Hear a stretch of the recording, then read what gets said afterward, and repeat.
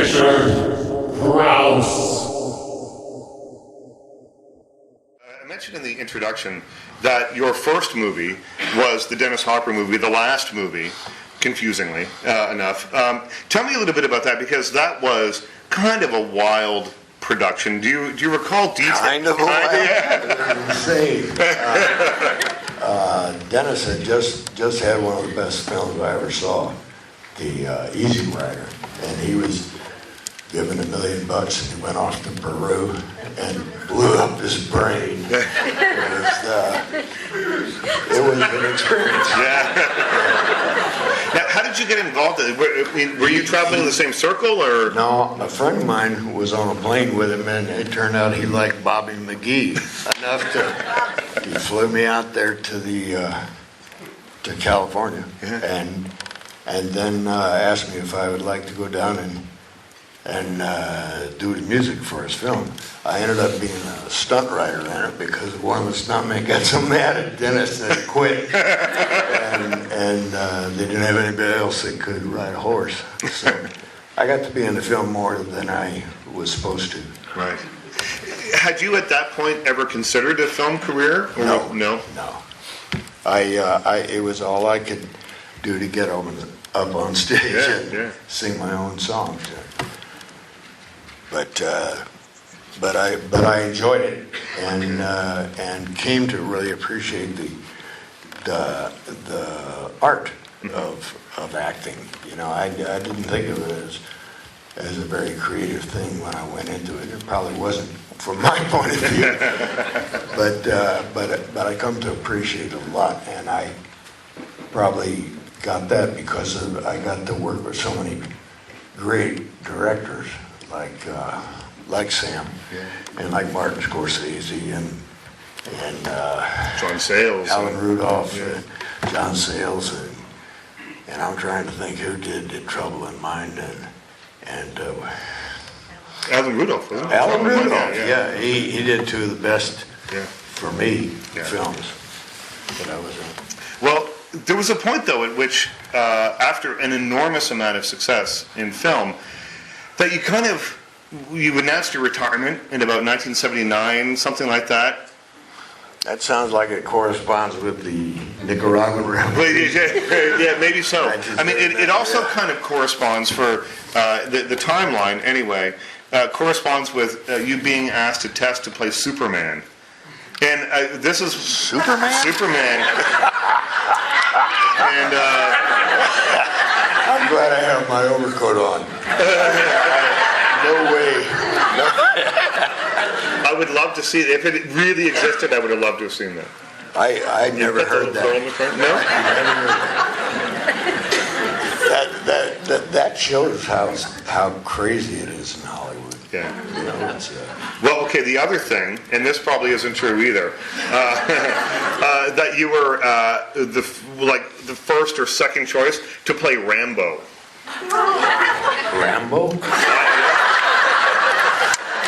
Well, here's what it says. Here's what it says on, this is pulled off the internet. It says that you were one of the first choices to play Rambo because the producers were hoping to get Sam Peckinpah to direct it. And they thought if they brought you in as the star, that Sam would come along as kind of a package deal. Sam needed me. That's No. But so if after Nicaragua, what made you come back and get back into film then? Well, for a while there, nobody was asking me to do any films. Right. After Nicaragua and some things in Russia and places like that, but after about 5 years, they started doing it. Asking me if I'd play, and fortunately, it was with some people like John Sayles, who God, I can't think of who are the two names? English. Alan Rudolph? No. Lisa. Who directed? I can't even think of that now. Merchant Ivory. Oh, Merchant Ivory, yeah, right. James Ivory was, In Ishmael Merchant, I got to work with. And I've been real lucky that way. Well, it's an interesting career because you've avoided being typecast.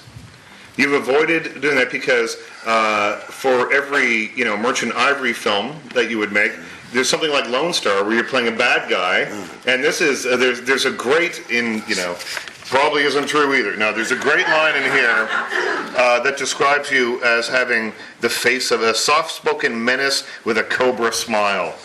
That's a pretty good line to describe the character in Lone Star. Yeah, how can you lose with an introduction? Cobra smile? Cobra smile. Work on that. But have you? Is it just sort of an artistic restlessness that prevents you from being typecast and then looking at different things, or is it just the parts that you're offered, or how does it work for you? I've had the best success in just treating the roles as honestly as I could. Right. And if it's something that I could imagine myself doing, even like in Lone Star, to be. I remember asking John Sayles when he asked me to do it. I said, I really would love to do this, but I want to know why you picked me to be this guy who it's everything I tell my kids not to do. and I forget what his answer was. I think he got the idea of using me from a film I did called Pharaoh's Army, Right. and Robbie Henson did it. And it turned out John Sayles edited it. Right. And I think the character in there gave him an idea that I was unpleasant looking. Right. Well, John Sayles. Richard Crouse.